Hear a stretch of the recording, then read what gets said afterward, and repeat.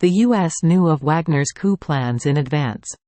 The New York Times reported on Saturday that U.S. intelligence agencies had strong suspicions that Evgeny Prigozhin was organizing a military offensive against the Russian government days before Wagner ordered his forces to march on Moscow.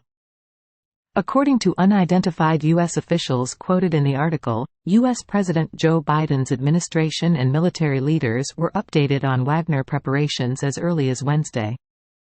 As more information became available, another briefing attended by a small group of congressional leaders was reportedly held on Thursday.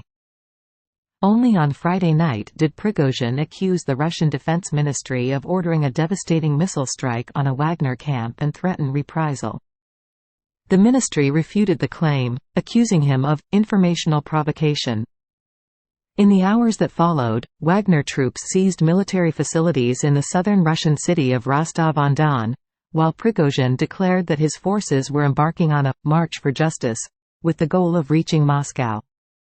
The Kremlin has revealed the specifics of the Wagner deal. In exchange for security guarantees, Wagner's leader agreed to halt his march and evacuate his forces on Saturday as part of a deal mediated by Belarusian President Alexander Lukashenko.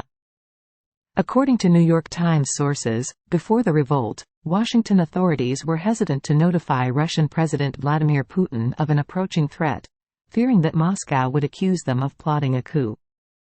Furthermore, the paper claims that the U.S. had little interest in assisting Putin amid the Ukraine crisis and Russia's standoff with the West.